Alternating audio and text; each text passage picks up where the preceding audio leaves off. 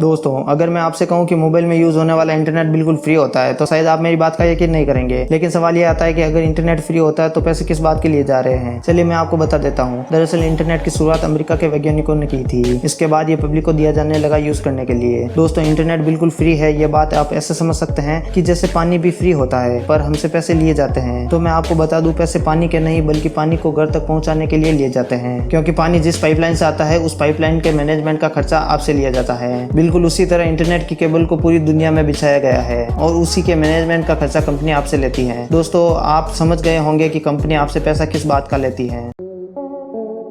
दोस्तों, देखा जाए तो हमारी इस दुनिया में ऐसे लोगों की कोई कमी नहीं है जो वर्ल्ड रिकॉर्ड बनाने के लिए कुछ भी कर सकते हैं। जहां अपनी गर्दन पर भारी वाहन को खींचना हो या फिर कुछ और खतरनाक जोखिम भरा कार्य करना हो। लेकिन हद तो तब होती है जब लोग इस वर्ल्ड रिकॉर्ड के चक्कर में खुद को ही दांव पर लगा देते हैं। एक बार एक बंदे ने वर्ल्ड रिकॉर्ड बनाने के चक्कर में अपने पैरों और दोनों हाथों को रस्सी से बांधकर चारों तरफ बाइकों से फुल स्पीड से खुद को खिंचवाया और ये कारनामा 24 सेकंड तक ऐसे ही चलता रहा और आखिरकार वो बंदा the Guinness book of the world record बनाने में कामयाब भी रहा। गनीमत ये रही कि कोई हानि नहीं हुई। लेकिन इस तरह से अपनी जान जोखिम में डालकर वर्ल्ड रिकॉर्ड बनाना कोई आम बात नहीं है, ना ही कोई ये आसान काम है। इसके बारे में आपकी क्या राय है, हमें कमेंट में जरूर बताएं।